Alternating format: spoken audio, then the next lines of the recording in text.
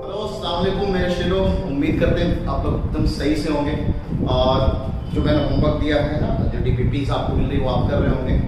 तो जल्दी से क्विक रिवीजन करते हैं कि हम लोगों ने लास्ट टर्म पे क्या पढ़ा था। तो on the last one we started ratio and proportion, है ना। तो एक डीपीपी में थोड़ा सा आपको हेल्प भी मिल जाएगा ना, ये वाले डीपीपी में जल्दी से रिवाइज कर लेते हैं। हम लोगों ने रेशियो देखा था, रेशियो में से दो क्वांटिटी को होता है, इसको हम लोग A/B या A/B पढ़ते हैं। अगर इस फ्रैक्शन के फॉर्म में ये न्यूमरेटर कहलाता है, ये डिनोमिनेटर कहलाता है, इसको A/B पढ़ते हैं।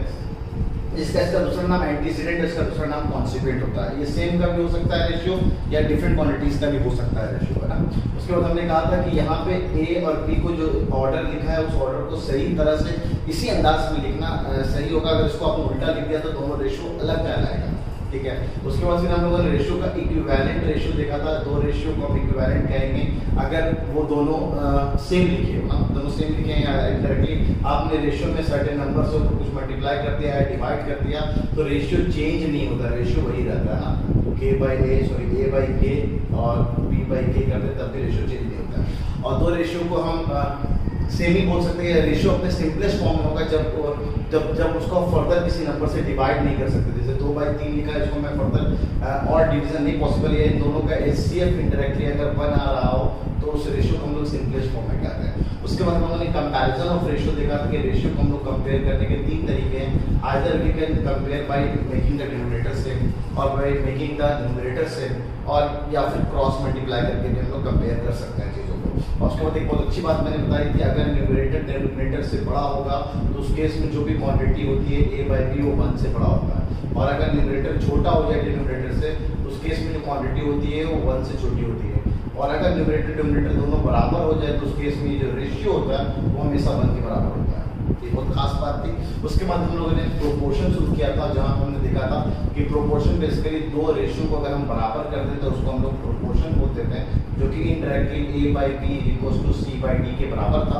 और मल्टीप्लाई कर दे तो A/D = C/B, है ना, जो कि हम कहते थे product of extreme term is always equal to the product of mean terms, है ना, जो कि प्रोपोर्शन में हमेशा वैलिड है। उसके बाद हम लोगों ने 3 डिफरेंट टाइप्स के प्रोपोर्शन देखे थे, है ना। एक प्रोपोर्शन हम लोगों ने 4 प्रोपोर्शनल देखा था, एक हमने 3rd प्रोपोर्शनल देखा था, ठीक है। फिर हम लोगों ने मीन प्रोपोर्शनल देखा था, है ना। उसके बाद फिर हम लोगों ने प्रॉपर्टीज ऑफ प्रोपोर्शन देखा था, जो कि बड़े खास थे। एक था हमारे पास इन्वर्टेंटो उलटो, है ना, अल्टरनेटो, इन दोनों को इंटरचेंज कर दो। फिर हमने देखा था कंपोनेंटो, इन A को B में जोड़, A+B/B = C+D/D। उसके बाद हमने देखा था डिविडेंडो, जहाँ पे A-B = C, A-B/B = C-D/D। उसके बाद एक सबसे इंपॉर्टेंट कंपोनेंटो एंड डिविडेंडो प्रॉपर्टी देखा था, जहाँ पे A+B/A-B = C+D/C-D। उसके बाद फिर इक्वलिटी ऑफ एडिनोस देखा था, जो बड़े खास था।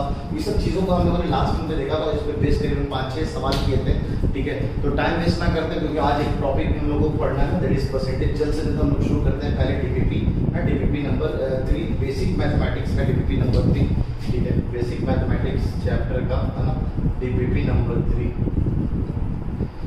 जो कि क्यूब एंड क्यूब रूट पे बेस्ड था। तो डीपीपी को करने से पहले हमेशा, शायद लास्ट में ना बताया, हमेशा पहले आप थ्योरी को पढ़ लें, एक साथ सारी थ्योरी पढ़ लें, क्लासरूम के एग्जाम्पल्स को सॉल्व कर लें, उसके बाद डीपीपी को सॉल्व करें। मोस्टली सवाल आपको क्लासरूम में कराए आ सकते हैं, ठीक है। जैसे डीपीपी नंबर 3 में पहला सवाल बिल्कुल आसान है, मिक्स फ्रैक्शन को आप सिंप्लीफाई कर लेंगे, उसके बाद इसका क्यूब रूट निकाल लेंगे। अच्छा, क्वेश्चन नंबर 2 जो कह रहा है, ऐसा सवाल जो हम लोगों ने डीपीपी नंबर हम लोग पहले 3 देख रहे हैं, डीपीपी नंबर 3, ऐसा मैं आपको क्लासरूम में कराया था, नोट्स में तो नहीं लिखा था, क्लासरूम में कराया था।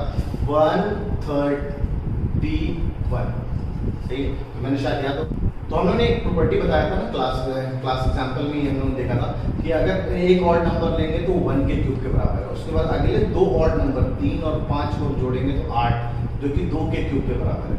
और उसके बाद फिर हमने अगला 3 ऑड नंबर 7, 9 और 11 लिया तो ये 27 निकल के आएगा, जो कि 3 के क्यूब के बराबर है। उस हिसाब से अगर हम देखा जाए तो हमें दिया गया 1331, जो कि 11 का क्यूब है ना। अगर आपको भरोसा नहीं देख लीजिए, 11 का स्क्वायर 121 और 121 को ऐड किया तो 1331 निकल के आ रहा है। तो 11 का क्यूब इनडायरेक्टली 11 लगातार ऑड नंबर के सम के बराबर लिखे जा सकते हैं। तो इस क्वेश्चन नंबर 2 का जो आंसर हो जाएगा that will be answer C, है ना। ये प्रॉपर्टी पे बेस्ड था, ठीक है। उसके बाद फिर हम लोग क्वेश्चन नंबर 3 देखते हैं। क्वेश्चन नंबर 3 कहता है smallest number which when multiplied by this to make it perfect cube.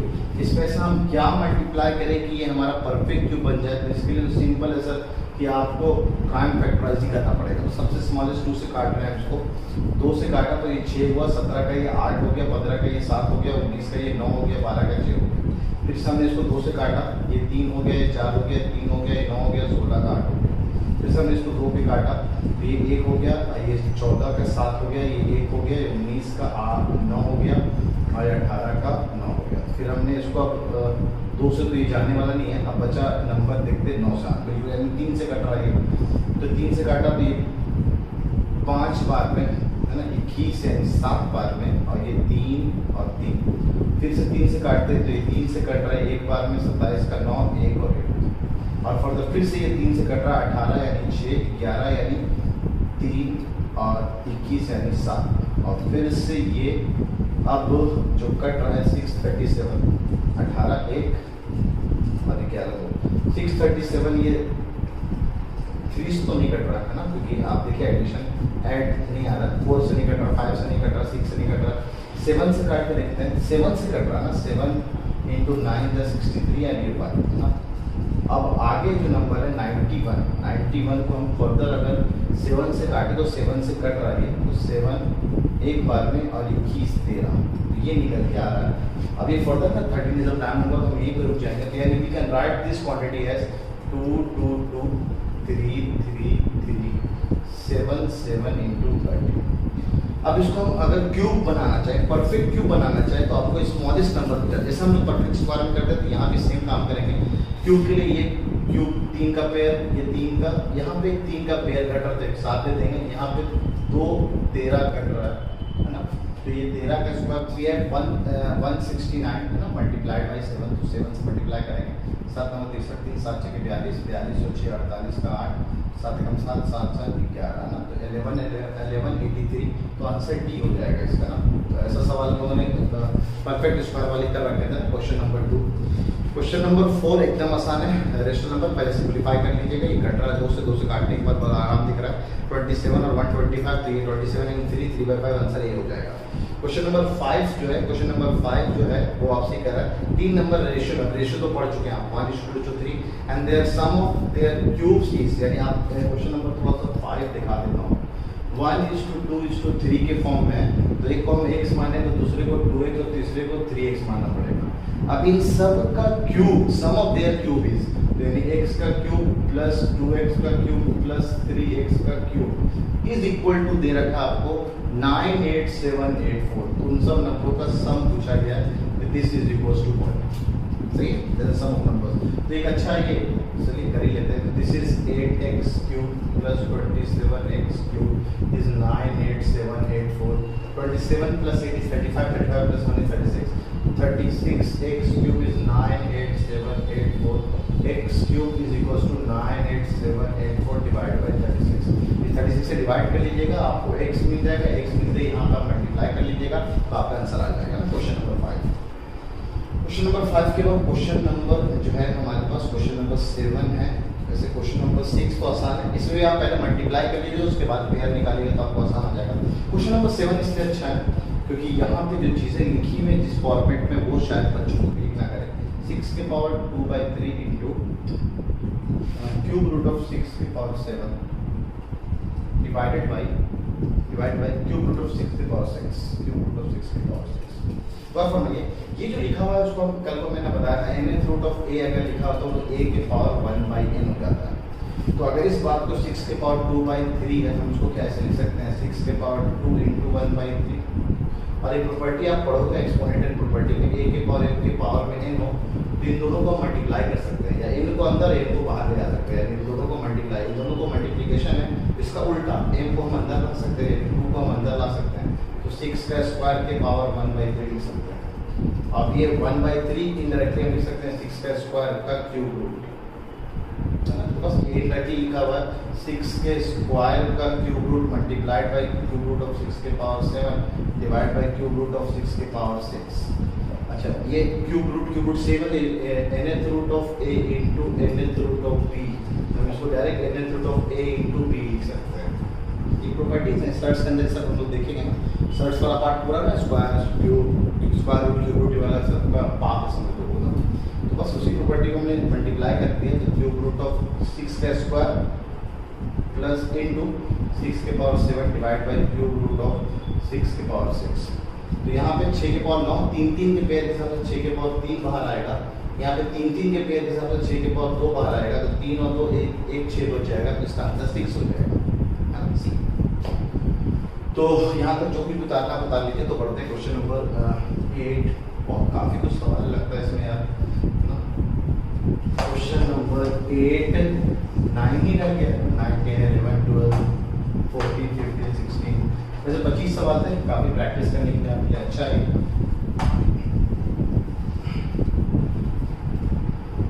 Question number हम लोग 8 में ना, क्वेश्चन नंबर 8 ठीक है, जरा देखते हैं इसको।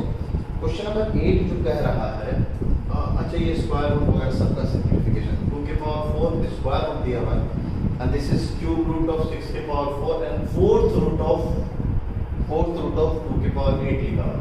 तो बस यहाँ पे खास बात, स्क्वायर रूट है 2 के पेयर के हिसाब से 2 2 2 2 4 बार लिखा हुआ है, तो एक पेयर तो ये 2 मतलब इनडायरेक्टली क्या होगा, 1 2 एक और 2 बाहर निकल गया। ये लिखा हुआ है 64, दिस इज इनडायरेक्टली 4 का क्यूब भी लिख सकते हो आप ना, तो डायरेक्ट 4 का क्यूब रूट है। अच्छा ये क्या है, 2 2 8 बार अगर लिखा हुआ है ऐसे, तो हमें पता है कि भाई कितने पेयर फोर्थ पावर के हिसाब से बाहर निकलेगा, फोर्थ का पेयर, तो एक ये 4 देखिए 4, तो इनडायरेक्टली हम बाहर हम निकालेंगे तो 4 पेयर, यानी हम पेयर जब बनाएंगे तो 4 4 के हिसाब से बनाएंगे, ये 4 का बना, ये 4 का बना, यानी एक यहाँ से 2 निकलेगा, एक यहाँ से 2 निकलेगा। अच्छा यहाँ से भी 4 निकला और यहाँ से भी 4 निकला, तो इनडायरेक्टली 4 + 4 + 4 इज आंसर इज 12। तो ये 12 लिखा हुआ है क्वेश्चन नंबर 8 है ना। क्वेश्चन नंबर 9 नहीं करना, ये भी आसान है ना, बड़ा आराम से आप कर सकते हैं। लिस्ट नंबर जिससे हम ये डिवाइड करेंगे परफेक्ट क्यूब हो जाए, तो देख लीजिएगा क्या कट रहा है परफेक्ट क्यूब से, ठीक है, उसके बाद उससे डिवाइड कर लीजिएगा। तो बढ़ते हैं नेक्स्ट क्वेश्चन तक, that is question number 11। Question number 11 and 11 in fact 10 and 11 दोनों है, तो 10 और 11 में बस आपको ये पता करना है कि इनमें से कौन सा which of the following number is a perfect cube, इनमें से परफेक्ट क्यूब है, तो आपको परफेक्ट क्यूब निकालना पड़ेगा। अगर परफेक्ट स्क्वायर पूछा है तो थोड़ा बहुत हम लोग ट्रिक चला सकते थे, क्योंकि हमें कॉन्सेप्ट पता है कि परफेक्ट स्क्वायर नंबर किस किस डिजिट से एंड होता है, क्योंकि परफेक्ट क्यूब में क्या हर डिजिट से आपको कोई ना कोई परफेक्ट क्यूब नंबर है, ठीक है। 0 का भी जैसे 10 का क्यूब करेंगे 1000 0 से एंड कर रहा है, तो हम लोग नोट देख चुके हैं, ठीक है। तो फिर हमने बहुत अच्छी बात देखी थी कि 2 3 7 8 से एंड होने वाले डिजिट्स का परफेक्ट क्यूब जो आता है वो 8 7 3 2 के हिसाब से एंड होता है, ठीक है। तो यहाँ अगर वो चालाकी लगाना चाहे तो नहीं चल पाता, तो फिलहाल बस हमें ये करना पड़ेगा कि इनमें से कौन कौन से परफेक्ट क्यूब हैं या कौन सा नंबर परफेक्ट क्यूब है। आपको या तो डेटा याद हो या फिर आप डायरेक्ट इसको परफेक्ट क्यूब परफेक्टराइजेशन मेथड आपको बहुत अच्छा है, आप करके देखिए, ठीक है। जिसमें से कौन सा परफेक्ट क्यूब नहीं है, तो उसके लिए या तो डेटा आपको याद हो ना, कैलकुलेट लिस्ट दे रखा है, या तो फिर डायरेक्ट आप कैलकुलेट कर लो कि इनमें से कौन सा परफेक्ट क्यूब नंबर नहीं है, ठीक है। इस तरह के सवाल आने के चांसेस नहीं है, तो आप बेफिक्र रहें, नहीं आएंगे 11 एंट्रेंस में, ठीक है। अच्छा अब आपसे पूछेंगे कि इस गिवन सम का आपको पता करना है कि ये सम कितने के बराबर है ना, तो उसके लिए आपको क्या करना है कि आपको पता है कि 1 से लेकर 10 तक का क्यूब 1 से शुरू हो रहा है ना, क्वेश्चन नंबर 12 ना, तो 10 और 11 तो दोनों बराबर, चलिए 12 की बात करते हैं। 1 का क्यूब, 2 का क्यूब, 3 का क्यूब से लेकर 10 का क्यूब दे रखा है, और सब्ट्रैक्ट करना है हमें। अच्छा 3 के स्क्वायर से शुरू किया, अगर 3 के स्क्वायर से शुरू किया 3 4 से लेकर यहाँ तक, आपने यहाँ भी 10 का स्क्वायर किया है, तो हमें पता है कि अगर हम लोग 1 का स्क्वायर और 2 का स्क्वायर अपने से ऐड करते तो फॉर्मूला चला सकते हैं और कुछ नहीं, और ऐड किया तो यहाँ इसी के अंदर हमने सब्ट्रैक्ट कर दिया इस क्वांटिटी को, ठीक है। तो ये कितना हो जाएगा 1 का क्यूब, तो हमें फॉर्मूला चलेगा n × n + 1 अपॉन 2 का होल स्क्वायर वाला है ना, और जहाँ पे n को हम लोग 10 पुट कर देंगे, और यहाँ पे ये माइनस अंदर जाएगा, तो ये फॉर्मूला चलेगा n × n + 1 ना, n × n + 1 अपॉन 2 है ना, और यहाँ पे n की जगह 10 पुट कर देंगे। अभी माइनस माइनस यहाँ जाके प्लस हो जाएगा, तो ये इनडायरेक्टली बन जाएगा 1 का स्क्वायर + 4 इज 5 का हिट कर देगा। तो इस तरह से हम लोग इसको कैलकुलेट कर सकते हैं। तो अब n की जगह 10 पट के लिए 10 × 11/2 का होल स्क्वायर माइनस है ना, n की जगह 10 पुट किया 10 × 11/2 10 का 5, ये तो हमें पता ही 55 है। 10 3 माइनस का 50 हो जाएगा। अब इसको हम कैलकुलेट कर लेंगे तो 55 का स्क्वायर, तो आंसर आपका आ जाएगा। इसको कैलकुलेट कर लीजिएगा आप एक बार, ठीक है। अच्छा नेक्स्ट हम लोग पढ़ते हैं कि possible unit digit of cube root of number ending with 5। तो आसान है ना, 5 से एंड करा तो 5 ही आएगा, उसका आंसर आपको पता ही है। इनसे एंड करने वाले का डिजिट अलग होता है, बाकी से एंड करने वाले का लास्ट डिजिट नहीं सेम होता है। क्वेश्चन नंबर 14 की तरफ है ना, जहाँ पे दे रखा है सरफेस एरिया ऑफ क्यूब है ना, question number 14 surface area of cube जो होता है ना, cube that is a cube की बात कर रहे हैं, क्यूब की बात कर रहे हैं। तो क्यूब का सरफेस एरिया बोला तो इनडायरेक्टली वो टोटल सरफेस एरिया होगा। तो ये 6a², अगर इसका एज हमने a मान लिया तो 6a² आपको 216 के बराबर दिया, तो आपसे वॉल्यूम पूछा गया है। तो a² हमने 6 से काट लिया ना, 6 से इसको डिवाइड कर लिया, 6 से 3 बार में 36 आ गया। यहाँ से हमने a निकाला तो दिस इज 36 का a² अंडर रूट कर लेंगे 36, रिजल्ट इज 6। तो a तो हमारा 6 आया, तो वॉल्यूम जो हो जाता है दैट इज a³। वॉल्यूम हमारा a³, उस हिसाब से हम वॉल्यूम 6 का क्यूब है ना, दैट द रिजल्ट इज 216, हम 216 बोल सकते हैं। इसका आंसर डी हो जाएगा क्वेश्चन नंबर 14 का। ये तो आसान था। क्वेश्चन नंबर 14 के बाद भी है क्वेश्चन नंबर 15 16। क्वेश्चन नंबर 15 16 ना, क्वेश्चन नंबर 15 देखते हैं। क्वेश्चन नंबर 15 कहता है कि 125 के power x is equal to 3125। तो 125 के पावर x 3125, 125 हम लिख सकते हैं 5 का क्यूब के power x is equal to 5 के पावर 5 है ना, 3125 5 के पावर 5 होता है, ठीक है। अच्छा अब ये हो गया 5 के power 3x is equal to 5 के पावर 5। अब बेस सेम हो गया, तो एक एक्स पॉइंट हम लोग पढ़ेंगे, a के power x is equal to a के पावर y है, ठीक है। तो अगर ये दोनों बेस सेम है तो हम इसको x इक्वल टू y लिख सकते हैं। देयरफॉर हमने एक्सपोनेंट एंड पावर्स वाला प्रॉपर्टी को यूज करके दोनों बेस सेम था तो हम लिख सकते हैं 3x equal to 5 implies x equal to 5/3, ठीक है। तो ये ज़्यादा अच्छा हो सकता है, तो आंसर बी हो गया इसका।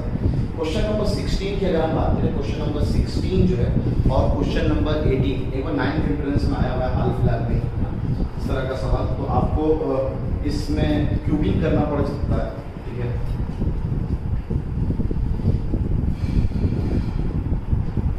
क्वेश्चन नंबर 16 की बात करते हैं। 16 15 हो गया, 16 या 18 दोनों से कोई भी कर लो आप। क्वेश्चन नंबर 16 ही करते हैं। Cube root of 156 plus x is 12, then x equals to 4। तो आपसे x पूछा गया क्या है, ये इनडायरेक्टली क्या लिखा हुआ है 156 प्लस x का power 1/3 is equals to 2।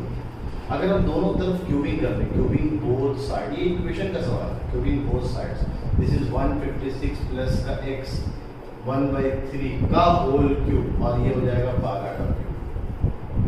144 into 12 कर लिया 8 2 1 4 4 8 2 7 1 1728, तो 1728 एंड दिस इज क्यूब किया, ये दोनों मल्टीप्लाई हो जाएगा 3 3 cancel, this is 156 plus x। अब यहाँ से x कैलकुलेट कर लिया 1728 माइनस 156 2 12 का 7 कैरी 1 तो 5 और 1572 आंसर इज बी। और इसको हम चाहें इस सवाल को अपना सबसे बेसिक ना, अगर आपको नहीं सॉल्व हो रहा है तो नेक्स्ट जो बहुत फेमस ट्रिक है ये हमारा ऑब्जेक्टिव ट्रिक है ना। इसमें करते क्या है कि आप ऑप्शन को पुट कर लो, जो ऑप्शन सेटिस्फाई कर लेगा ये हमारा आंसर है।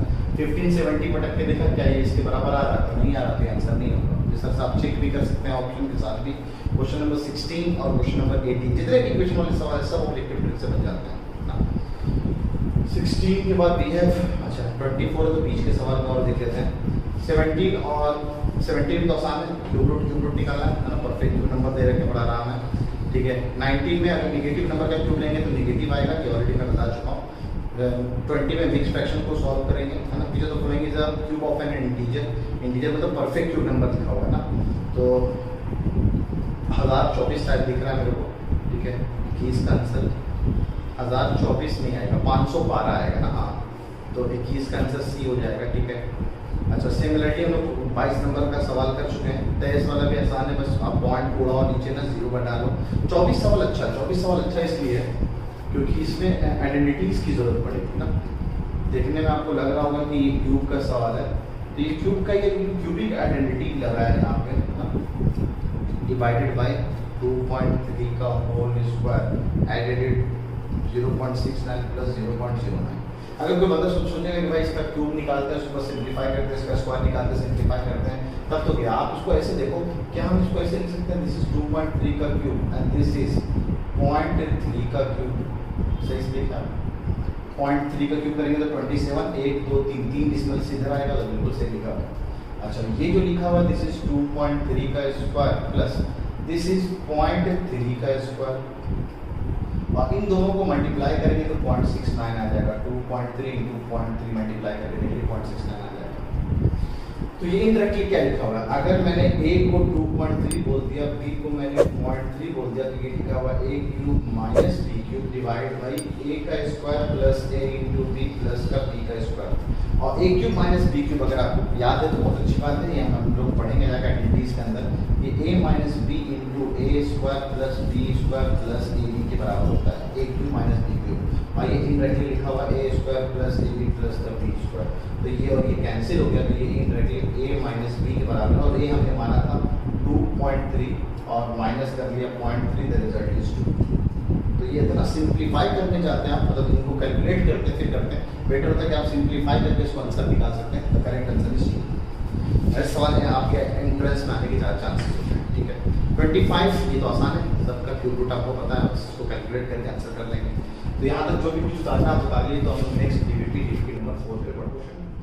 तो इसमें सबसे पहला सवाल क्वेश्चन नंबर 1 से शुरू है। ठीक है, तो क्वेश्चन नंबर 1 बेसिकली मैंने लास्ट में आपको ट्रिक बताया था, उस पर एक बेस लग रहा है मेरे को। a बाई बी 3/4 है, b बाई सी 5/6 है, c बाई डी 11/9 है। आपको पहला और आखिरी का रेशियो पूछा, तो मैंने आपको बोला था इन सबको मल्टीप्लाई कर दीजिए, आपका कहानी आसान हो जाएगा। ये ससुराल चला गया, ये ससुराल चला गया, तो ये इनडायरेक्टली क्या लिखा हुआ 3/4 मल्टीप्लाइड बाई 5/6 मल्टीप्लाइड बाई 11/9। तो ये यहाँ से डायरेक्ट आपको a बाई डी मिल जाएगा। ये फर्दर सिंप्लीफाई बस ये हो पा रहा है, दैट इज 2। तो ये ऊपर तो 55 लिखा हुआ है और नीचे जो लिखा हुआ है 55/72, तो ये आंसर बी हो जाएगा इसका ना, क्वेश्चन नंबर 1। क्वेश्चन नंबर 2 इस तरह का सवाल मैंने क्लासरूम में कराया। क्वेश्चन नंबर 3 बिल्कुल प्रोपोर्शनल आप कर दो, आप बड़े आराम से थोड़ा सा रेशनलाइज करना पड़ सकता है इस चीज़ों को, ये आप एक बार देख लीजिएगा। ठीक है, क्वेश्चन नंबर 4, क्वेश्चन नंबर 4 तो अच्छा है, ये मैंने बताया 2 बार 2 भाइयों में पैसा बांटना, तो अपना ट्रिक वाला पार्ट यूज कर सकते हो। ठीक है, क्वेश्चन नंबर 5 अच्छा है, क्वेश्चन नंबर 5 अच्छा है, ये सब चीज़ें आप सीखें यहाँ पे। क्वेश्चन नंबर 5 क्या कहता है, 2x is equals to 3y, 2x equals to 3y is equals to 4z। तो आपसे पूछा गया बताइए x, y और z का रेशियो कितना है ना, x, y, z ये 3 रेशियो किस हिसाब से बटे होंगे। तो इस तरह के सवाल करने का तरीका ही क्या होता है कि इन सब नंबर्स का ना एलसीएम ले लेते हैं। तो आपको पता होगा 2, 3, 4 का एलसीएम जब निकालेंगे, तो वैसे उम्मीद हमें तो डायरेक्ट दिख रहा है 12 का इसका आंसर, तो अब ये फर्दर लिखने नहीं पॉसिबल है। 2 × 3 × 2 दिस इज 12, तो इनका एलसीएम 12 आ रहा है। तो इस पूरे नंबर को हम लोग 12 से डिवाइड कर देंगे। अब इस पूरे नंबर को हम लोग 12 से डिवाइड कर दिया, तो ये डायरेक्टली हो गया sir x 2x/12 is equals to 3y/12 is equals to 4z/12, जो कि डायरेक्टली x/6 लिखा हुआ है, y/4 लिखा हुआ है और z/3 लिखा हुआ है। तो उससे हम ये बोल सकते हैं कि अगर ये नंबर्स जो रेशियो में है वो 1:6:4:3 के रेशियो में, दिस इज इक्विवेलेंट टू 6:4:3।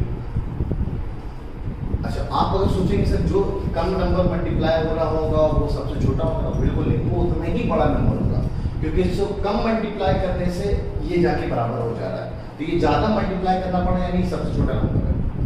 ठीक है, ये और कम मल्टीप्लाई करना पड़ रहा है और ज़्यादा मल्टीप्लाई करना पड़ा यानी ये और उससे छोटा नंबर है।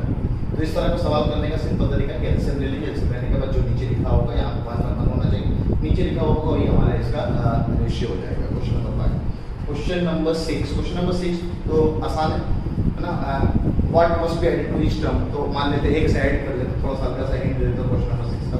मान लीजिए ऐड कर दिया x, तो 49 + x डिवाइड बाय है ना 68 + x, दिस बिकम्स 3/4। अब यहाँ से क्रॉस मल्टीप्लाई करके x निकाल लीजिए आप। मल्टीप्लिकेशन ऑफ है ना product of mean equals to product of extreme वाले फंडे से। क्वेश्चन नंबर 7 इस तरह के सवाल मैंने क्लास में कराया। क्वेश्चन नंबर 8 नहीं है फिर भी आप देख सकते हो। ए और बी की मनी का इनकम है ना is to B money is this, B is to C is this, A है इतना देन सी है। बिल्कुल ए और सी का रेशियो निकाल लो, वहां से ए आपको पता है तो आप सी का भी रेशियो पता कर सकते हो, सी का भी कंटेंट पता कर सकते हो कि कितना है। ठीक है, क्वेश्चन नंबर 9 है। क्वेश्चन नंबर 9 यहाँ देखते हैं। कहता है 94 is divided into two parts in such a way that 94 को दो पार्ट में बांटा। देख 94 एक को x बोल देते हैं तो दूसरा 94 माइनस है, एक बंदा x ले गया तो बाकी जो बचा होगा दूसरा ले जाएगा। ठीक है, मुझे नहीं पता कि कौन सा, एक पार्ट को हमने x बोला दूसरे को 94 माइनस x बोला। Such a way that fifth part of the first, इसका पांचवा पार्ट तो x by 5 है ना 1 by 5 टाइम्स है ना, फिफ्थ पार्ट से बोल सकते हैं 5 से डिवाइड कर दिया तो 1 by fifth part of the first and 8th part of the second are in the ratio and 8th part of the second and 94 minus x by 8 ये दोनों जो है वो किस रेशियो में, दिस इज इक्विवेलेंट टू 3:4। ये आपको 3/4 दे रखा है तो बस इन दोनों को multiply this is 8x this is 5 times 94 minus x is equals to 3/4 cross multiply करके आप x वगैरह निकाल लीजिए तो आपका आसान हो जाएगा। क्वेश्चन नंबर 9 के बाद 10 11 है ना, 10 11 वगैरह देखते हैं। ठीक है, क्वेश्चन नंबर 10 में देखेंगे आप अगर तो 10 में दे रखा है a sum is इतना is divided to ABC in such a way that A gets 7 more than B, B gets 8 more than C, then the ratio of their share is, बहुत अच्छा, 53 रुपीज को बांटना है इनमें। ठीक है, तो कह रहा है A जो है वो B से 7 रुपए ज्यादा लिया है और B जो है वो C से ना 8 रुपए ज्यादा लिया है। बहुत बढ़िया, तो C A B C किस हिसाब से रेशियो में है। तो शुरुआत ऐसे समझना आपको ना, जो सबसे लास्ट जिसके बाद में कुछ इंक्रीमेंट नहीं दिया हुआ, ये B C पे डिपेंड कर रहा है और A B पे डिपेंड कर रहा है, तो इसको आपको x मान लेने का। तो उस हिसाब से B की जो इनकम हो जाएगी वो x + 8 8 रुपए ज्यादा है। ठीक है, डिवाइड करना इस हिसाब से, और जो A की होगी इस B से 7 ज्यादा, तो ये B है x + 8 उसमें भी आपको और 7 ज्यादा कर देने का है। ठीक है, अब आपको पता है ये अगर इसके बराबर है तो इन तीनों का सम आपको 53 के बराबर आएगा। सबको जोड़ लेते हैं, x + x + x is 3x, 8 + 8 is 16, 16 + 7 is 23, तो this is 23 equals to 53 implies क्या 3x equals to 53 minus 23 is 30 implies x equals to 10। अब x 10 उस हिसाब से हमारा C का शेयर आ गया 10 रुपए, B का शेयर आ गया 10 + 18 रुपए और A का शेयर आ गया 10 + 15 दैट इज 25 रुपए। उस हिसाब से जो रेशियो हो जाएगा 25 18 10 25 18 10 ये हो जाएगा ABC का ratio. Question number 9। Question number 10 की तरफ जाते हैं। क्वेश्चन नंबर 10 कह रहा है Assam 53 is divided, question number 10 था नहीं, हाँ क्वेश्चन नंबर 10 था ये। क्वेश्चन नंबर 10 के बाद भी है क्वेश्चन नंबर 11 देखते हैं। 100y में 20 शेयर वाज इतना द टोटल अमाउंट हुआ। ये भी एक अच्छा है, कह रहा है 100y का जो रेशियो है वो 4:3 दे रखा है। तो x if 20 share was 4,000, if a certain amount was divided into x and y, if y share was है ना, if y share was rupees 4,800 then amount was total amount, तो y का शेयर जो है वो 48 है, यानी आपकी है ना टोटल अमाउंट, हमारा टोटल अमाउंट ये है, उसका 3 पार्ट को y ले गया, टोटल अमाउंट कितना डिवीजन किया गया था उसका 4 + 3 7 डिवीजन किया गया था, ये आपको 4800 के बराबर है। तो यहाँ से आप टोटल बड़े आराम से निकाल सकते हैं, ट्रिपल पॉइंट अगर देखा जाए तो 3 से डायरेक्ट काट लेते हैं तो 1 18 से 1600 हो जाएगा, तो टोटल जो हो जाएगा आपका 1600 मल्टीप्लाइड बाई 7 7 × 42 का, तो 7 7 × 11, तो ये 11,200 रुपये हो जाएगी। 11,200 का आंसर ये हो जाएगा क्वेश्चन नंबर 11 का। 11 का क्वेश्चन नंबर 12 आसान है एकदम, इसी पे बेस जो भी हमने जस्ट किया है। ठीक है, 1:1 रेशियो बनाना। क्वेश्चन नंबर 12 के बाद we have question number 13। Question number 13 अच्छा है ना, क्वेश्चन नंबर 13 अच्छा है। तो क्वेश्चन नंबर 13 सवाल जो कहता है इनकम ऑफ ए और B are the ratio this expenditure are the ratio this और सेविंग। अच्छा, ये बहुत अच्छा सवाल है ना, इसलिए कभी कंपटीशन में ऐसा दिख जाता है, बहुत शानदार सवाल है। ऐसा सवाल एक 9th या 10th में दे रखा है, ठीक है। डिफरेंट वे में उसको सॉल्व किया गया है, अलग अंदाज में भी पूछा गया उसको, लेकिन फिर भी कॉन्सेप्ट एक ही जैसा। ए और बी की सैलरी में ए और बी मान लेता हूँ, तो रेशियो 3:2 दे रखा है, और उनके एक्सपेंडिचर यानी उनका जो खर्चा है उसका रेशियो 5:3 दे रखा है, और दोनों के दोनों 1500 रुपये बचाते हैं। तो इक्वेशन हम ज़्यादा वेरिएबल अगर इसको सीओडी मान लें तो ज़्यादा हमारा खामोखा अनमोल मानना पड़ेगा। तो उसके लिए हम क्या करें, मान लीजिए इसका सैलरी ए है और इसका सैलरी इनकम ए है, इसका इनकम बी है, तो इनका इनकम में से अगर मैं इनका सेविंग घटा दूँ तो एक्सपेंडिचर बच जाएगा ए का, ठीक है। और अगर इसके इनकम में से इसका सेविंग घटा दो तो जो भी बचेगा वो उसका एक्सपेंडिचर भी खर्चा होगा, है ना। ये खर्चा 5/3। आप सोचो किसी बंदे का इनकम है 100 रुपए और खर्चा करता है 70 रुपए, तो सेविंग कितना हुआ 30। तो ये 30 को अगर मैं यहाँ सब्ट्रैक्ट कर दूँ तो मुझे एक्सपेंडिचर मिल जाएगा कि नहीं, बिल्कुल मिल जाएगा। वही कॉन्सेप्ट को मैंने यूज किया यहाँ पे डायरेक्टली। अब हमारे पास दो ही अननोन है, दो इक्वेशन नंबर 1 और इक्वेशन नंबर 2। यहाँ से ए निकालते हैं क्योंकि आपसे पूछा गया बी की इनकम, बी का इनकम निकालने के लिए ए को यूज करके यहाँ पे रिप्लेस कर देंगे। दिस इज 3/2 टाइम्स बी, तो इसको क्रॉस मल्टीप्लाई कर लेते हैं। तो कितना है 3a माइनस 15 दिया 45 sorry 4500 is equals to 5b minus 15 75 7500 ना। Product of mean equals product of expend ये चला दिया बेसिकली, और a को लाके रिप्लेस कर दिया। This is 3/2 times b minus 4500 उधर ले लिया और b को इधर ले आया, है ना। ये हो जाएगा 4500 प्लस का ये माइनस में ही रहेगा। अब इसको जरा सॉल्व कर लेते हैं। इसको सॉल्व किया तो 10 7 तो माइनस 7b/2, और यहाँ सॉल्व किया तो माइनस का 3000 आया, माइनस माइनस कैंसिल, तो b जो निकल गया वो 6000/7 निकल गया। यानी b का जो इनकम है दैट इज 6000/7 6000/7। हाँ, इसमें कोई ऑप्शन नहीं दे रखा है, ए ऑप्शन में से होना चाहिए, तो कहीं कहीं कुछ एरर है लिखने में शायद हो गया हो, ठीक है। तो मेन आंसर इसका यही होगा, बी का 6000/7 जो कि नहीं दे रखा है, उसको करेक्ट कर लेंगे आप, ठीक है। उसके बाद वी हैव क्वेश्चन नंबर 14। अच्छा देखिए यहाँ पे वर्ड आ गया टर्म्स, है ना। तो ये टर्म्स अगर पता नहीं होता तो आप इस सवाल को नहीं कर पाते ना, क्वेश्चन नंबर 14। इसलिए भी शायद मैं रिकॉल कराने के लिए आपको इस सवाल लिया होगा। क्वेश्चन नंबर 14 कहता है टर्म्स, है ना। क्या कहता था, टर्म्स डिफर बाय 40। डिफर मतलब दोनों के बीच का डिफरेंस जो है वो 40 का है। तो अगर एक x होगा तो दूसरा x + 40 हो जाएगा, है ना, या एक x होगा तो दूसरा x - 40 हो जाएगा। What is the ratio whose terms differ by 40। अगर एक x है तो दूसरा x + 40, ठीक है। और उनका रेशियो जो दे रखा है दैट इज 2/7। ध्यान देंगे अगर ये x है तो x + 40 उससे बड़ा होगा तो एकदम से ये बड़ा वाला हमें नीचे लेना चाहिए। अब यहाँ से हमें x निकालना गया है तो x हम लोग इससे निकाल सकते हैं क्रॉस मल्टीप्लाई करके। 7x 2x + 80, this is 5x = 80, तो x = 16। The number will be 16। Ratio boost मतलब रेशियो भी पूछा, दिस इज 16/56। इसको 4 से काट सकते हैं, इसको 4 से काट लिया, दिस इज 2/7 ना। 2/7 तो सही है। तो क्या पूछा गया है, what the ratio whose terms differ। तो रेशियो इज 40,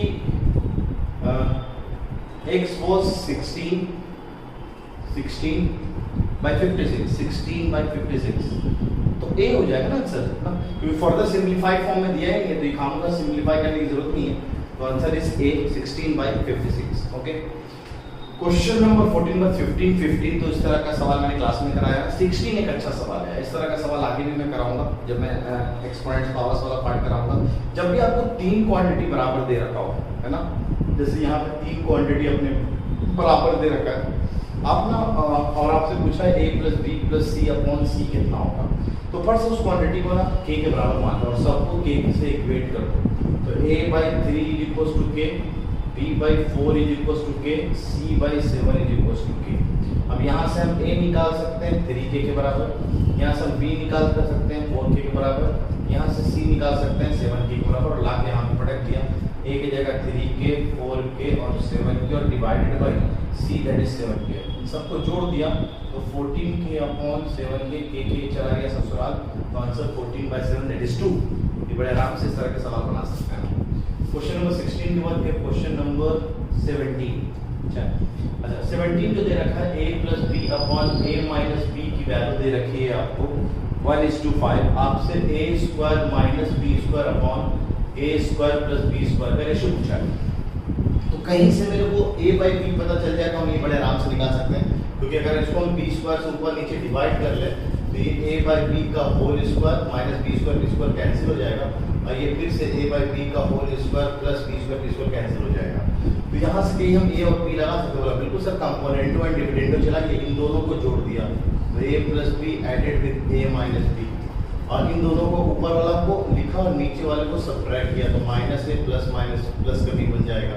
इन दोनों को जोड़ दिया, इन दोनों को घटा दिया, तो ये b और b ससुराल, यहाँ a और a ससुराल, तो ये बन गया sir 2a upon 2b is equals to 6 upon -4। और इसको जरा और सिंप्लीफाई कर लिया तो a by b is -3/2।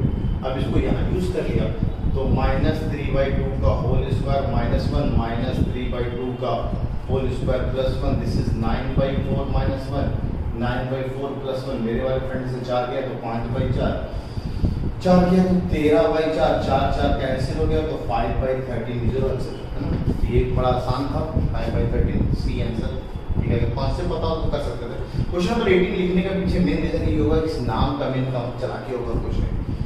Antecedent और कॉन्सिक्वेंट की बात कर रहा है, अगर 5/8 है और अगर एंटीसीडेंट 40 है तो कॉन्सिक्वेंट x क्या होगा। इंडायरेक्टली वो फोर्थ प्रोपोर्शन पूछा जा सकता है, what will be the fourth proportion, इसी से जिसको ऐसे बोला जा सकता है। ठीक है, तो x यहाँ से कैलकुलेट कर लेंगे आप। ठीक है, तो मैं कर ही देता हूँ। तो ये मेरे ख्याल से 8 बार में गया तो x = 64 हो गया सॉल्व। ठीक है, अच्छा क्वेश्चन नंबर 19 में आपको दे रखा है the time period of pendulum is proportional to square root of length of pendulum. ठीक है, square root of length of pendulum. The time period of pendulum is मेरे को याद है ना 2 pi under root L/G, G ना acceleration due to gravity, उम्मीद है पता होगा। ये होता है exact definition formula for time period of pendulum. पर वो कह रहा है कि time period is proportional to under root of length, है ना, length of the pendulum. If the length of pendulum is double, अगर डबल कर देंगे लेंथ ऑफ पेंडुलम को, the time period is also double. अगर हम लेंथ ऑफ पेंडुलम को double करेंगे तो ये अंडर रूट 2l होगा। क्या ये 2 बाहर निकल जाएगा इसमें? बोला बिल्कुल नहीं बाहर निकलेगा सर। ये बात तो पहला तो गलत है sir. If the length is half, the time period becomes 1/4 of the original time period.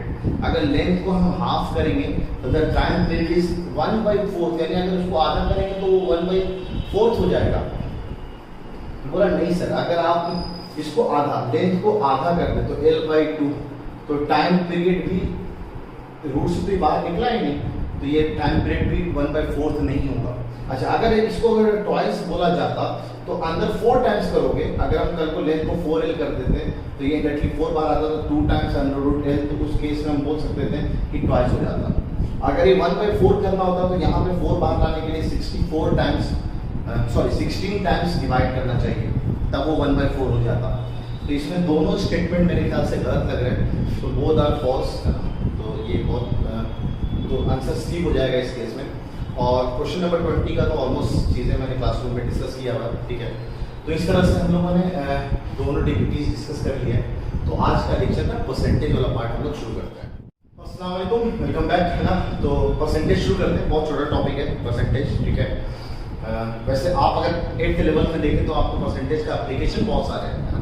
आप जहाँ पे प्रॉफिट लॉस के सवाल है ना, लॉस परसेंट, प्रॉफिट परसेंट, या फिर आप अपना कंपाउंड इंटरेस्ट के सवाल जो कर रहे होते हैं ना, ठीक है, तो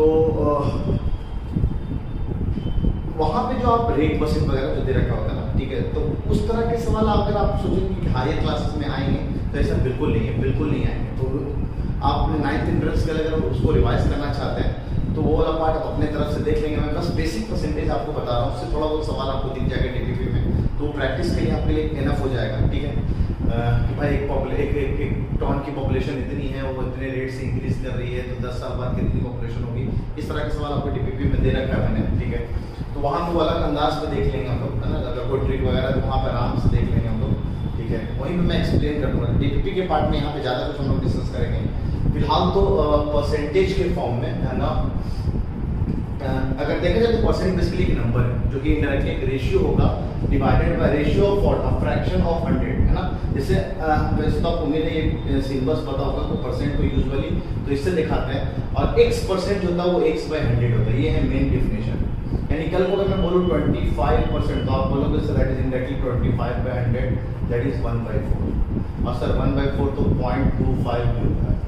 तो बिल्कुल इसी बात को मैंने यहाँ पे यूज़ किया है कि परसेंटेज को हम लोग फ्रैक्शन में, डिसिमल में या परसेंट में तीनों तरह से एक्सप्रेस कर सकते हैं। ठीक है, एग्जाम्पल तौर पे कल मान लीजिए मैं 50% बोलता तो 50% is equal to 50/100 that is 1/2 and is also 0.5। तो डिसिमल, फ्रैक्शन एंड परसेंटेज तीनों हम चीज़ों को एक्सप्रेस कर सकते हैं। ठीक है, अच्छा एक बड़ी खास बात, x% of y is equal to y% of x है। सही बात है, ये x% यानी x/100 ऑफ y यानी मल्टीप्लाइड बाय y। तो ये इंडायरेक्टली क्या लिखा हुआ है x/100। y% ऑफ 100 बोलो तो y/100 into x that is still x into y upon 100, दोनों क्वांटिटी सेम ही लिखा हुआ है। यानी x% ऑफ y निकाले या y% ऑफ x निकाले तो दोनों तरफ से सेम आता है। ठीक है, अच्छा एक और चीज कि अगर कल को ये बोला जाए कि डिसिमल को हम कन्वर्ट करें परसेंटेज में, तो उसके लिए बस आपको क्या करना चाहिए, 100 से मल्टीप्लाई करना चाहिए। तो if you have to convert a decimal into percentage just multiply it by 100%। This example तो 0.35 is equal to how much percent, तो इज इक्वल्स टू मल्टीप्लाई कर दिया 100 से, this is equal to 35%। Sir 0.5 is equal to what, 0.5 multiply by 100 is equals to 50%। तो इस वाली बात को तो मैं बहुत अच्छे से भी यूज करूंगा जब मैं इंक्रीमेंट डिक्रीमेंट वाली बात करूंगा। ठीक है, अच्छा इसका एक और पार्ट है कि अगर हमें एक फ्रैक्शन को कन्वर्ट करना है परसेंटेज में, तो उसके लिए बस आपको क्या करना है कि 100 से मल्टीप्लाई करना है। ठीक है, सॉरी 100 से मल्टीप्लाई, सही है। ठीक है, a fraction may be converted into percentage by multiplying that fraction by 100%। सही, एक कल को अगर डिसिमल को भी आपने 100% से मल्टीप्लाई किया तो आपको परसेंटेज मिल जाता है। कल को अगर यही फ्रैक्शन में लिखा होता 3/5 equals to how much percent, तो इसको भी आप 100 से मल्टीप्लाई कर दिया 100% से, दिस इक्वल टू 20/30, तो this is equal to 60%। Fraction को भी हम कर सकते हैं, चाहो तो यहाँ पर आप नोट के फॉर्म में लिख देना ना, दोनों मैं नोट वर्बल बोल दे रहा हूँ। ठीक है, a decimal can be converted into percentage by multiplying it by 100%। A fraction can be converted into a percentage by just multiplying it by 100%। That's it. Okay, अच्छा बात आती है कि बचपन में बड़ा मजा आता था, है ना। मेरे को तो 5, 6 जाके 5th 6 में जाके पता चला था कि भाई इतना परसेंटेज आ रहा है, तो मेरे मार्क्स कितने आए हैं। ठीक है, ये मार्क्स दे रखा है तो कितने परसेंट के बराबर होगा। तो उस वक्त जाने था आपको उम्मीद है आपको सब पता होगा कि भाई अगर आपको परसेंटेज ऑफ मार्क्स पता करना है कि कितने परसेंट मार्क्स आए हैं, जैसे मान लीजिए आपने 540 मार्क्स लाए आउट ऑफ 600, तो कितने परसेंट के बराबर लाया, तो आप उसको मार्क्स जितने लाया, टोटल मार्क्स जितने लाया उसको डिवाइड कर लीजिए, है ना। तो 6 से काट दिया 9, तो ये इक्विवेलेंट टू 90% के बराबर हो गया। और कल को अगर उल्टा बोला जाए कि सर मेरे 85% आए हैं out of how much, sir 900, तो बताइए कितने मार्क्स के बराबर होगा। ठीक है, तो हम लोग कर सकते हैं 85% ऑफ 900 लिखा हुआ है डायरेक्टली, आपने 85% मार्क्स लाया किसमें, 900 में। तो ये तो सिंपल डेफिनेशन है, x% of y that is equivalent to 85/100 multiplied by 900। ये दो जीरो तो ससुराल चला जाएगा, 9 × 5 = 45, 9 × 8 = 72, 72 और 4 = 76, तो 765 मार्क्स आते हैं। तो कल को मार्क्स नहीं निकाल सकते हैं आप इस तरह से। अच्छा आप बताएं क्या percentage, can percentage be greater than 100, can percentage be greater than 100। तो बच्चों को दिमाग में हमेशा ये जाता है कि हाँ सर कैसे हो सकता है सर, आप किसी का भी परसेंटेज 100 से ज़्यादा थोड़ी देखा है कभी, लेकिन हो सकता है। एग्जाम्पल के तौर पर अगर 1 जो है वो 100% के बराबर है ना, 0.110%, 0.5 50%, तो 1 कितना हो जाएगा, 1 × 100%, 100% के बराबर। तो 2 कितने के बराबर हो जाएगा, 200% के बराबर। तो 3 कितना हो जाएगा सर, 3 जो सर वो 300% के बराबर हो जाएगा, एंड सो ऑन। और इस वाली बात को अगर आपको सीखना है तो आप ऐसे भी कर सीख सकते हो कि मान लो आज आपकी सैलरी 1 लाख है, ठीक है, और तो 3 साल बाद आपकी वो सैलरी 3 लाख हो जाती है।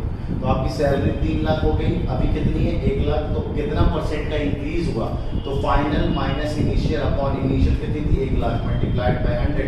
तो आपने बोला sir 2 lakh upon 1 lakh multiplied by 100, lakh lakh cancel, तो ये आ गया 200% का इंक्रीमेंट। ठीक है, ये 100 से तो ज़्यादा हो गया, तो परसेंटेज 100 से भी ज़्यादा हो सकती है। ठीक है, डिपेंड करता है सिचुएशन आप कौन सा ले रहे हैं। और सबसे ज़्यादा जो यूज़ होता है आपका परसेंटेज का, तो ये होता है। और परसेंटेज को अगर सीखना हो तो मैं तो परसेंटेज को तो वर्बली कैलकुलेट कर देता हूँ ना, हवा में ही बात हो जाती है। जैसे कि आपको बोला भाई ये बताइए सर 3000 का 10% कितना होगा? 300। 3000 का 80% कितना होगा? तो 8 3 24 2400। ठीक है सर, ये बताइए 8000 का 70% कितना होगा? 56 5600। तो ये कितना आराम से आप कैलकुलेट करोगे। डेटा भी आसान है इसलिए कैलकुलेट कर रहा हूँ। अगर डेटा और कॉम्प्लिकेटेड हो जाए, मान लीजिए 6500 का 60% चाहिए आपको, तो ये भी मैं आपको दिखा रहा हूँ ना कैसे कैलकुलेट करता हूँ। इसलिए 6500 को 100 से डिवाइड करेंगे तो 1% 65 के बराबर हो गया, और उसको मल्टीप्लाई कर लेंगे बेसिकली आप 65 मल्टीप्लाइड बाई 60 कर लो, या उससे और आसान मैं आपको दिखाता हूँ। आप 6500 को 100 से डिवाइड नहीं करते, 10 से डिवाइड करो, 10 के पार्ट में तोड़ा तो 650 के बराबर हो गया, और आपको 60% पूछा गया है। ठीक है, तो 10% कितने के बराबर? तो 6 पार्ट मतलब 60%। 6 × 30 6 × 36 36 और 3 3900 के बराबर हो जाएगा। ठीक है, तो ये बड़े आराम से कैलकुलेट कर सकते हो। अगर आपको महारत हासिल हो गया तो परसेंटेज को कैलकुलेट करना कोई बड़ी बात नहीं है ना। जैसे आपको कल को पूछा जाता है 5000 का 25% कितना है, तो इसको मैं सिंपल करता हूँ। 5000 का 4 टुकड़ा करता हूँ, 25% क्या होगा? 1/4 ऑफ 100% है ना। तो 5000 का 4 टुकड़ा कर देंगे तो 1250 के बराबर हो गए, क्योंकि 5000 का था 2500, 2500 का था 1250। तो इस तरह से भी चालाकी कर लेते हैं। तो परसेंटेज कैलकुलेट करना मेरे लिए तो बहुत टफ नहीं है। आप नॉर्मल आप प्रैक्टिस करोगे तो आपसे भी आ सकता है। एक बड़ी खास बात आती है यहाँ पे, जहाँ पे परसेंटेज चेंज निकालने के लिए आता है ना। अक्सर इंसर्शन में सवाल आता है कि भाई रेक्टेंगल है जिसके लेंथ को हमने 10% बढ़ा दिया, ब्रेथ को हमने 20% बढ़ा दिया, तो बताइए एरिया में कितने का इंक्रीज या डिक्रीज हुआ। इस तरह के सवाल अगर होते हैं तो उसके सिंपल है। अगर हम लेंथ को L मान लें तो नया वाला जो लेंथ होगा वो कितना होगा सर? 10% इज इक्विवेलेंट टू 0.1 ना। 10% जो होगा, जैसे 50% 0.5, 35% 0.35, तो 10% कितने के बराबर हो जाएगा? 10% इक्वल टू 0.1, तो 0.1 के बराबर हुआ, तो दिस इज इंडायरेक्टली 0.1। तो 10% बढ़ाया तो यानी इंडायरेक्टली वो 0.1 L बढ़ाया गया। तो नया L कितना हो जाएगा? पुराना L था उसमें से और 0.1 L बढ़ा दिया गया, तो दिस इज इंडायरेक्टली 1.1 L। अच्छा, नया ब्रेथ कितना हो जाएगा सर? तो पुराना ब्रेथ तो B था, उसमें 20% बढ़ाया, तो 20% इज 0.2, किसका? ब्रेथ का, दिस इज 1.2 B। तो सर नया एरिया कितना हो जाएगा? न्यू एरिया होता है लेंथ इनटू ब्रेथ, तो हम इन दोनों को मल्टीप्लाई कर लेते हैं, तो 1.1 L इनटू 1.2 B। तो दिस इज 11 है ना, 12 12 132, this is 1.32 L into B। तो अब आपसे पूछा जाए भाई कितना परसेंट का चेंज आया, परसेंटेज चेंज कितना हुआ? तो नया एरिया तो new area minus old area, old length L था, ओल्ड लेंथ B था। ठीक है, तो एरिया ओल्ड वाला हो गया लेंथ इनटू ब्रेथ, उम्मीद इतना तो पता होगा आपको, डिवाइड बाय जो पुराना एरिया था इनिशियल वैल्यू जिसको मैं बोल रहा हूँ, मल्टीप्लाइड बाय परसेंटेज है तो 100 से मल्टीप्लाई कर दिया। ठीक है, न्यू एरिया था सर 1.3 LB, पुराना था सिर्फ LB, डिवाइड बाय पुराना LB multiplied by 100। This is LB, तो एक है ना 1 लिखा इंडायरेक्टली, कुछ नहीं है तो आगे बाद में 1 घटा दे तो 0.32 LB divided by LB cancel multiplied by 100, तो 0.32 इज इक्विवेलेंट टू 32%। निकल को अगर ऐसा सवाल आता तो उसमें आपको ऐसे काम कर लेने का, या इस सवाल को मैं आसान से इसको परसेंटेज ट्रिक मैंने नाम दिया, बहुत काम आता है। वैसे मैं सोल्यूशन में मैं रिकॉल कर पाऊंगा, अभी तो फिलहाल बस थोड़ा बेसिक्स ध्यान हो। अगर 10% आपको बोलता तो डायरेक्ट आप नया L को आप 1.1 बोल सकते हो। अगर 20% बढ़ाया गया तो 1.2 हो गया, 50% बढ़ाया गया तो दिस इज 0.5 बढ़ गया तो 1.5 L हो गया। अच्छा, घटाने के अगर होता 10% घटा दिया गया तो 10% घटाएंगे तो 0.1 घटाएगा तो 0.9 हो जाता। सर 20% घटाएगा तो 0.2 और घटा देता तो 0.8 हो जाता। तो ये सब कॉन्सेप्ट भी आपको समझ में आएगा, प्रैक्टिस करेंगे तो आपको समझ में आएगा चीज़। ठीक है, तो उतारने के लिए ऐसा तो इतना ही है। ठीक है, और परसेंटेज पे बेस लिखना, बस डिस्काउंट का पार्ट होता है तो थोड़ा सा बस यहाँ पे हम लोग डिस्काउंट का पार्ट या सवाल के फॉर्म में देख लेंगे, सवाल कराता हूँ ज़्यादा अच्छा रहेगा। तो वीडियो को पॉज करके यहाँ तक जो कुछ उतारना आप उतार लीजिए, है ना। डिस्काउंट वाला सवाल भी आप लोगों को ना आता है एग्जाम में, जी हाँ सुधार हम जो कुछ उतारना। तो ये 5 सवाल है जो कि हमने परसेंटेज जो पढ़ा है उस पर बेस्ड है ना। तो इसको आप बड़े आराम से उतार लीजिए और वीडियो को पॉज करके ना 5 मिनट में इसको करने की कोशिश करें। ठीक है, देखते हैं कर पाते नहीं कर पाते हैं।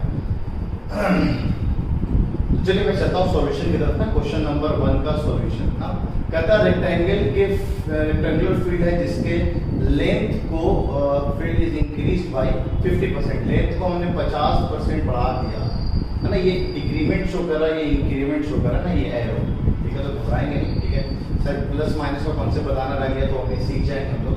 अच्छा, ब्रेथ को जो है वो 25% घटा दिया गया। तो अभी जस्ट मैंने बताया कि नया लेंथ जो होगा वो 1.5 L हो जाएगा, 0.5 इंक्रीमेंट हुआ, और नया वाला ब्रेथ जो हो जाएगा वो 0.75 B हो जाएगा, ठीक है।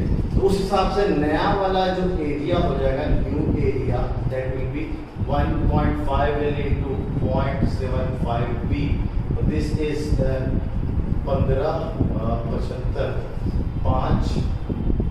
वैसे पता है एक और मल्टीप्लिकेशन है, आसान मल्टीप्लिकेशन, हर बार 2 बार में मल्टीप्लाई करने की जरूरत नहीं है। अगर आप 15 का टेबल याद है तो एक लाइन में आप मल्टीप्लिकेशन कर सकते हैं। 15 into 5 is 75, कैरी 7 है ना, carry 7, and 15 is to 7 is 105 है ना। टेबल बस याद रखिए 105 और कैरी 7 तो 112, तो 1125 हो जाएगा। This is 1125 LB। डिस्मल 2 और डिस्मल 3, तो ये 1 2 3, तो 1.125 हो जाएगा। तो नया वाला एरिया इज 1.125, ठीक है। तो इस 1 की वजह से हम इतना बता सकते हैं कि एरिया तो इंक्रीज करेगा ना, क्योंकि 1 अगर होता 1 से ही छोटा आ रहा होता तो एरिया डिक्रीज कर रहा होता। तो परसेंटेज चेंज कितने कम हो गया? परसेंटेज चेंज हो गया, नया वाला 1.125 LB माइनस पुराना वाला LB है ना, डिवाइड बाय पुराना वाला है ना, अपॉन ओल्ड एरिया या फिर इनिशियल वैल्यू मल्टीप्लाइड बाय 100। तो this is 0.125 LB upon LB into 100। तो LB कैंसिल, दिस इज 12.5। अब ये पॉजिटिव आया है, इसका मतलब ये इंक्रीज शो कर रहा है। और कल को अगर ये नेगेटिव आता है, यानी 1 से छोटा होता है ये क्वांटिटी, तो ऑब्वियस बात हम कह सकते हैं तो उस केस में डिक्रीमेंट होता है ना। तो क्वेश्चन नंबर 1 आसान है। वैसे इसका छोटा ट्रिक बस यही है कि आप क्या करो, इन दोनों नंबर को मल्टीप्लाई करो, जो इंक्रीज और ये निकाल लिया आपने। तो यहाँ पे जो लिखा हुआ है ना 1 से हट के, जैसे मान लीजिए निकल गया था 1.37 LB, तो इस पॉइंट को 2 यूनिट इधर शिफ्ट करो, 1 को भूल चुके, तो इनडायरेक्टली हम बोल सकते हैं दिस इज इक्विवेलेंट टू 37%। मान लो ये वाला निकल के आता 1.825, तो 1 को भूल जाते हैं, पॉइंट को इधर शिफ्ट कर देते हैं, तो दिस इज 82.5 का इंक्रीमेंट, 1 से बड़ा लिखा हुआ है। और कल को अगर मान लीजिए ये आता 0.85 LB, अब ये 1 से छोटा नंबर लिखा हुआ है, तो क्या करना है, जो भी नंबर लिखा है इसको पॉइंट इधर शिफ्ट किया, तो 85 100 में से घटा लेंगे, कितना है 15, तो ये 15% का डिक्रीमेंट शो करेगा, सही है। कल को अगर ऐसा है तो 15 100 में से घटा लेने का, ठीक है। तो ये छोटा सा पार्ट है, जैसे इसका ट्रिक का पार्ट बहुत आराम से कल को अगर आपने पढ़ा होगा, kinetic energy is equals to p²/2। पता नहीं आप 9th में पढ़े हैं या फिर 8th में पढ़े हैं, ठीक है। काइनेटिक एनर्जी को p²/2 लिख सकते हैं।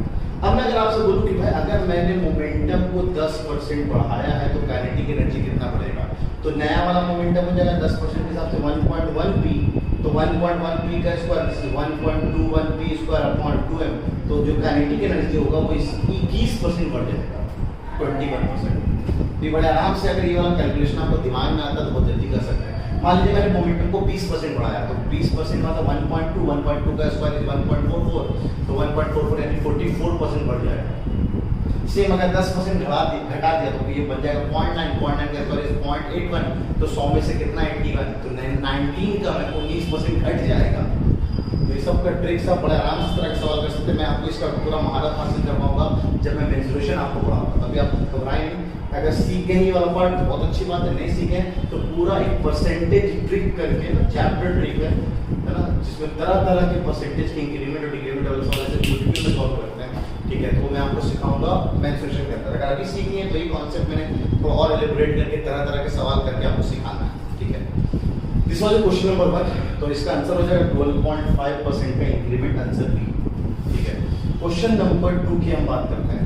कहता है what will be 80% of number whose 200% is 90। 200% किसके बराबर है? 90 के। तो 100% कितने के बराबर होगा? 2 से डिवाइड कर दिया, तो इज इक्विवेलेंट टू 45। तो sir 100% of any number x is equal to this. तो 100% एक्स का है तो 1% कितना हो जाएगा, 1% ऑफ एक्स, तो इसको 100 से डिवाइड कर दिया तो 80% कितना हो जाएगा, 80% ऑफ एक्स, तो 80 से मल्टीप्लाई कर दिया तो 45/100 मल्टीप्लाइड बाय 80, ठीक है। दिस इज इक्विवेलेंट टू काट लिया, ठीक है। और फर्दर 5 से 9, 5 से 2 और 2 से 4, तो 4 9 36, तो 80% of that number x is equal to 36। ऐसे करते या फिर ऐसे करते चुटकियों में, है ना, एक ट्रिक है जिसका नाम है एलिमिनेशन ट्रिक, है ना। अगर आप इस ट्रिक को जान जाए तो ये एक one of the chapter trick है ना, एलिमिनेशन ट्रिक, जहाँ पर अगर कॉन्सेप्ट को आप अच्छे से सीखे हुए हैं तो इतना सॉल्व करने की जरूरत नहीं है। आपको पता है किसी भी नंबर का 200% 90 के बराबर है तो 100% उसका आधा 45 के बराबर होगा। अब 100% जब 45 है तो उसका 80% 45 से तो छोटा ही आता है ना भाई, सिंपल। 80% तो और कम परसेंट हुआ तो और वैल्यू कम होगी, तो ये आंसर नहीं हो सकता, ये आंसर नहीं हो सकता, ये आंसर नहीं हो सकता, ये हो गया आंसर। तो हम उसको ऐसे कर सकते हैं, या मेरे ट्रिक से वर्बर अगर हवा बात करना चाहो तो बड़े आराम से कर सकते हैं। 45 का आपको 80% चाहिए तो 45 का 5%, 45 का 10% हो जाएगा 4.5 मल्टीप्लाइड बाई 8 दैट इज 36, या आप 34.5 से मल्टीप्लाई करने में दिक्कत आ रहा है तो आप 45 का 20% निकालो दैट इज 9, 9 इंटू 4 एंड 80, है ना, तो वो 36 हो जाएगा। ऐसे भी हम कैलकुलेट कर सकते हैं हवा में, ठीक है। कोई नहीं, जैसे आप थोड़ा और पढ़े हुए तो आपको ये चीज़ समझ में आ जाएगी परसेंटेज को हवा में कैसे कैलकुलेट कर सकते हैं। यहाँ तक वीडियो को पॉज करके यहाँ तक जो कुछ उतारना आप उतार लीजिए, तो बढ़ते हैं 3rd 4th 5th की तरफ, है ना। मैं फिर से बोल रहा हूँ, इसमें डीपीपी में हम लोग बहुत कुछ सीखेंगे। डीपीपी का पार्ट इसलिए अगले टाइम पे पहले मैं बता रखा हूँ कि पहले मैं डीपीपी डिस्कस करूँगा, है ना। ये ट्रिक एलिमिनेशन ट्रिक है ना, आपको पता होना चाहिए। अगर आप 9th इंटरेस्ट में पढ़े होंगे मेरे से, ठीक है, 9th में पढ़े होंगे तो आपको ये सब ट्रिक से मैं पहले मिलवा चुका हूँ, ठीक है। ये बहुत शानदार ट्रिक है, ये इस one of the chapter trick, चुटकियों में करेंगे सवाल, नहीं आते हुए सवाल को भी करके आते हैं इस ट्रिक से, ठीक है। आते क्वेश्चन नंबर 3 में। इस तरह के सवाल को करने का एक तरीका है, तो x और y मान लो, या सबसे बेटर मैं इस तरह के सवाल करता हूँ 100 और 100 मान लो। A salary is half of B, तो अगर B की सैलरी 100 तो A की सैलरी उसकी आधा 50। A गॉट 50% राइट, 50% सैलरी बढ़ गई, और B की 25% बढ़ गई, तो भाई 20 साहब की नई सैलरी, इसका 25% 25 रुपया, 125 रुपया हो गया। इसका 50% तो 25 रुपया, तो 25 हो गया 75 हो गया, तो टोटल नया सैलरी जुड़ के कितना हो गया, बिकॉज आपसे इंक्रीमेंट और डिक्रीमेंट कंबाइंड सैलरी का पूछा गया।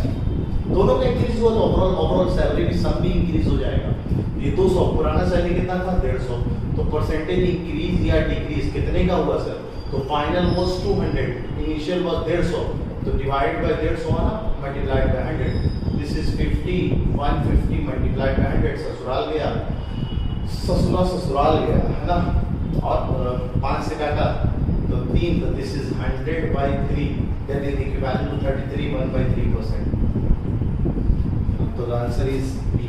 तो बहुत जनरल सवाल है, कुछ लोग उसको x मान लिए, फिर वो x/2 हो गया, तो उसमें ज़्यादा टाइम लगता है। 100 मान के चलो तो और अच्छा, जैसे इस तरह के सवाल है ना, which is the following what is the successive discount, या which successive discount is better, इनमें से कौन सा वाला अच्छा है, पहला या दूसरा। नॉर्मल बंदा देखेगा कि यार 10% प्लस 20%, 30 प्लस 40, 70 प्लस 50, ये तो 120% के बराबर लिखा हुआ है, यानी सामान तो हमें फ्री में मिलने वाला है। ऐसा बिल्कुल नहीं है, ठीक है। सक्सेसिव डिस्काउंट का फंडा, ये तो इक्विवेलेंट टू 100% है, तब तो सामान तो एकदम बिल्कुल, यहाँ तो लगता है 20% पैसा उल्टा वो हमें देंगे, ऐसा बिल्कुल नहीं है। जहाँ परसेंटेज ज़्यादा है उसका कोई मतलब ये नहीं कि यहाँ परसेंटेज आपको ज़्यादा डिस्काउंट मिलने वाला है, ये चीज़ें आपको फ्री मिलने वाली है। सम यहाँ पे ज़्यादा है तो हो सकता है, देखिए वैल्यू ये सबसे खराब हो, ठीक है, डिपेंड करता है। तो इस तरह के सवाल को भी हम लोग ना 100 मान के चलते हैं। तो सक्सेसिव डिस्काउंट का मतलब क्या था, पहला वाला पार्ट कर रहे हैं, 100 रुपये में सबसे पहले 10% का डिस्काउंट चलेगा, तो 10% जो 100 का हो जाएगा वो 10 के बराबर हो जाएगा। अब 10 इससे घटा दिया तो 90 आ गया। अब 90 में फिर 20% का डिस्काउंट चलेगा, तो 10% इसका हो जाएगा 9 के बराबर, 9 दूनी 18, तो 18 रुपये हो गया। 18 रुपये घटा दें, दिस इज 72।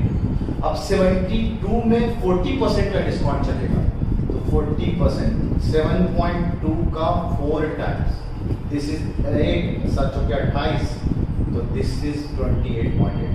तो 72 में से 28.8 घटाना है, तो ये 11 हो जाएगा, 3 और ये 6 2 4, 43 43.2 हो जाएगा। This we have 43.2।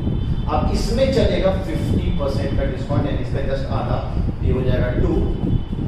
डायरेक्ट लिखते हैं हाँ, दिस विल बी 2 और दिस विल बी 0 है ना, सॉरी 1 आएगा ना, 1.12 यानी 21.6। मतलब जो सामान 100 रुपये का था वो 21.6 रुपये का मिलेगा। ठीक है, यानी डिस्काउंट कितने का हुआ, यानी फाइनल वो सामान कितने का पड़ा। तो 100 में से आपको 21.6 आपने घटा लिया, तो 4 9 का 1 तो 8 हो गया। ठीक है, और ये 9 2 7 78.4% का डिस्काउंट पड़ा पहले वाले में। और दूसरे वाले में हम बात कर रहे हैं 100 रुपये का सामान लिया तो सबसे पहले लगा 40% का मजा, ये डायरेक्ट 40% 40 के बराबर हो गया, तो डायरेक्ट सामान 60 रुपये का आ गया। यहाँ पे सामान पहले 90 रुपये का आया था, उसके बाद उस पर भी लगा 30% का फायदा, तो 30% इसका 6 3 का 18 रुपये और कम हुआ, तो दिस भी है 44 रुपीज़, सॉरी 42 रुपीज़, 42 रुपये का हो गया। अब उस पर उल्टा और 20% का फायदा होगा, तो 20% इसका हो गया 4.2 का ट्वाइस, दिस इज 8.4। अब 8.4 इसमें से घटा लेंगे, 42 में से 8.4 घटा लेंगे, तो दिस इज 6, 11 का 3 और 4 का 3, 33.6, दिस इज 33.6 हो गया। अब उसमें भी 10% का डिस्काउंट लगा, तो 10% का जो डिस्काउंट लगा तो 10% 3.36 के बराबर हो जाएगा, 3.36 के बराबर हो जाएगा। तो अब 33.6 में 3.36 घटाएंगे तो ये फाइनल अमाउंट जो हो जाएगा है ना, ये 10 गया कैरी तो 4 हो गया, ये 5 का 2 हो गया ना डॉट और 30 है ना, तो 30.24। तो ये पूरा प्रोडक्ट जो था 100 रुपये का मिल रहा 30.24 रुपये का, यानी फायदा तो यहाँ ज़्यादा नहीं था मेरे दोस्तों, क्योंकि यहाँ पे जो डिस्काउंट पड़ रहा है वो आपका 69.76% का डिस्काउंट आ रहा है। तो ये बाई चांस ऐसा हुआ कि बढ़िया हुआ कि यहाँ पे मैंने परसेंटेज थोड़ा बढ़ा दिया था, 10 20 30 40 कर देता तो शायद कम आता। तो यहाँ पे आपको डिस्काउंट पड़ रहा है 78.4% का, यहाँ पे पड़ रहा है 69.76% का, तो ये वाला ज़्यादा बेटर हो गया आपका। ठीक है, तो ध्यान रखेंगे ऐसा नहीं कि आप ये देख के कल को बोल देंगे सर ये वाला ज़्यादा है, यानी कल को अगर मान लीजिए कि मैं उल्टा चलता 10 20 30 40 चलाता, जब वो भी मैं कल दिखा देता हूँ, 10 चलाता तो 90 आता, 90 का अगर मैं 20 चलाता तो 72 आता। अब मैं इस पर 30% अगर चलाऊँ तो 7.2 × 3 तो 6 7 21, 21.6, तो 72 में 21.6 चला गया, तो दिस भी है 4 0 ठीक है 5, तो 50 पॉइंट है ना 50.4, ये 50.4 हो जाता। अब उस पर भी 40% का डिस्काउंट में 10 20 30 40 कर देता, इसी को उलट के लिख रहा हूँ मैं, देखते हैं किसमें फायदा होता है। तो 40% अगर मैं कर दूँ तो this is 4 times of this, 5.04 का 4 टाइम 16 20 20.16, तो 50.4 में से 20.16 अगर घटा दें तो कितना निकल के आ रहा है, this is 4 and this is carry का 3 में से गया तो 2 एंड दिस वी हैव 30.25। तो एक बहुत शानदार रिजल्ट आपके सामने निकला है। दिस इज 30.25 यानी वो प्रोडक्ट अगर मैं 40 30 20 10 के हिसाब से चलूँ और 10 20 30 40 के हिसाब से चलता तो दोनों तरफ से सक्सेसिव डिस्काउंट सेम ही निकल गया।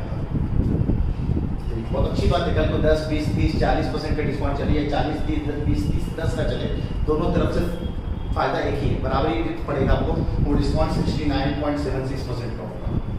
ठीक है, तो अच्छा एक पार्ट आपको सीखने को मिल गया। अगर सक्सेसिव डिस्काउंट उल्टा ऐसे चला है वैसे चला है, दोनों तरफ से आंसर सेम ही आता है। क्वेश्चन नंबर 5 है, लास्ट है, इसको भी जरा देख लेते हैं। क्वेश्चन नंबर 5 क्या कहता है कि a number is first increase by 20% and then decrease by 20%। अच्छा, बहुत अच्छा, इसको भी हम लोग 100 मान के चलते हैं, एक सिविलेशन तो एक ज़्यादा टाइम लगेगा। 100 मान के चला, नंबर को हमने पहले तो 20% बढ़ाया, तो 20% उस नंबर का कितना हो जाएगा 20, नया नंबर कितना हो जाएगा 120। अब उसको 20% घटा दिया तो इसका 20% अब कितना हो जाएगा, 20% घटा दिया तो इसका 20% हो जाएगा 12 10 से डिवाइड करके 12 × 12 24, तो 24 घटा दिया तो हो गया 96। तो पहले नंबर था 100, अब नंबर हो गया 96। तो कितने का फर्क हुआ, new number is 96, old number is 100, divide by the initial number that was 100 multiplied by 100। This is 4/100, negative का 4 into 100, 100 ससुराल गया तो माइनस का 4%, यानी डिक्रीमेंट, यानी ये घट रहा है 4% से। तो आंसर इसका बी हो जाएगा। और इसका थोड़ा सा इंडिविजुअल ट्रिक है मेरे पास, मतलब कल को अगर ऐसा सवाल आए कि भाई कोई चीज़ है उसको R% पहले बढ़ाया गया फिर R% से घटा दिया गया, तो बताइए कितना परसेंटेज इंक्रीज है डिक्रीज होगा। कहते हैं ऐसे केस में हमेशा हमेशा ऑलवेज डिक्रीमेंट, हमेशा डिक्रीमेंट होता है। कोई भी एग्जाम्पल और कितने से, तो R/10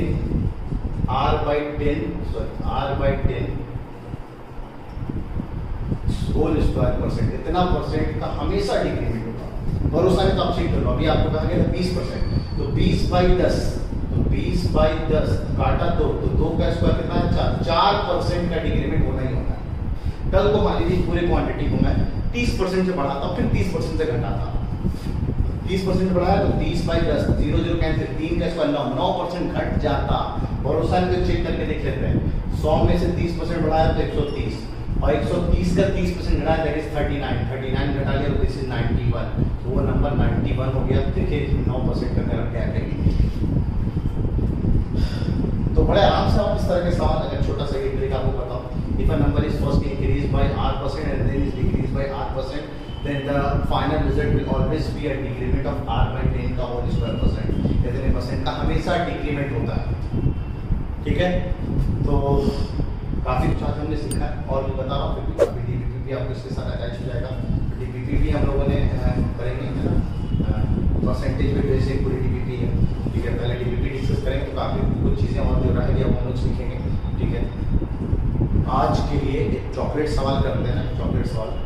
आपको ये बताना है कि इस ट्रायंगल में इसको इतने डिवीजन्स अगर हम कर दें तो कितने ट्रायंगल आपको दिख रहे हैं, नंबर ऑफ ट्रायंगल्स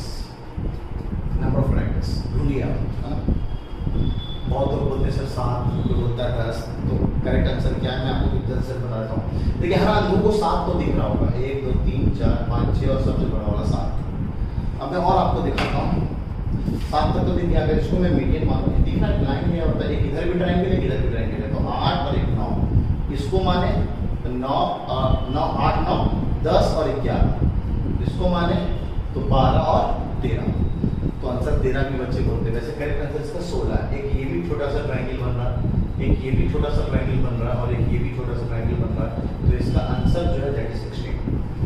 तो ये थोड़ा सा IQ बेस्ड हल्का सा सवाल था, बस आपकी पार दृष्टि कितनी अच्छी, कितने अंदर तक देख पाते हो आप, है ना। तो ये एक अच्छा सवाल है, इस तरह के और भी सवाल हम लोग करेंगे।